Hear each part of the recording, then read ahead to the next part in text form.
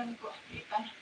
Pilian ko daw yung lipstick ko, article sa camera, makuha siya. Ay, overpower kayo siya ba? Nakita talaga siya ng lipstick, guys. Red na red yun na siya, article. So, gusto ko kasi siya kay red good.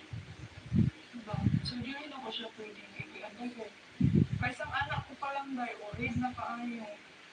Yung plus mo, sihal pa yun siya sa camera, diba? Yan yung gusto ko. Para, ayaw kaya sa Lady in Red mo. Napansin mo ba na hindi naman ako dahil? So, ang dami nagsasabi sa akin ba about sa healthcare ko na Antikios. Thank you so much mo. Ngayon ko pa naman sa inyo ang mga comment ninyo na akala ko naman Antikios na ako lang yung may ganito kang feelings na sitwasyon pa. Wait, yun yung tanig mo tao. Kanagay makapil ng ganitong situation na minsan parang tulala sa amin. Akala ko dyan na ako lang yung mga ganito makakapil.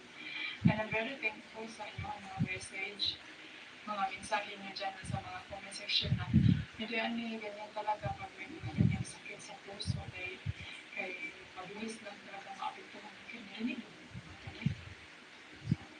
Naman ka dyan sa kabila, mga bakasyonista sila mga articles.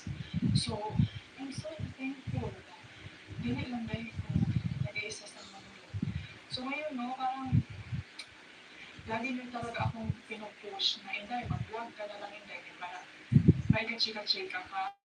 And for now din tayo, nag-list din ako sa Facebook. Like, ewan ko lang, ang toxic mo na sa Facebook ng articles. So yun, parang madala, parang feel ko ba sali ako sa lamon dahil parang lalamunin ako ng articles. So, I'm very sorry kung dito lang talaga muna tayo sa bahay. Pero being alone po ba yan, no, is wala po ko ng kanang bagay.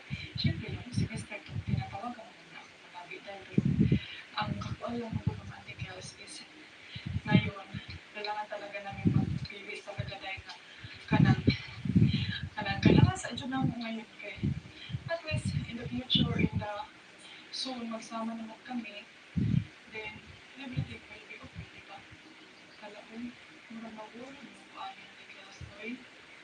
Ano siya, baka mura siya na brown siya pa. So, masaya din talaga ako mga Zay na nandyan kayo sa akin nakasubaybay. Kasi alam niyo ba mga girls, ay meron akong mga nababasa mga comment pa na hindi ani, matagal na ako nakasubaybay sa iyo, nasa Denmark pa kayo. Hindi ko, ha? Ang tagal nyo na, andyan pa pala kayo. Nag-aantay sa mga upload ko kasi siguro nanonotice nyo dahil na weekly, halos tag 4 days, 5 days akong walang publish. Kaya, pero pa mo ng articles is parang nabuboring kayo sa akin lifestyle din dito ba, being alone. And then, kanagang dito lang. Ano yung feel ko na, wala naman. Ngayon na, isipan ko din na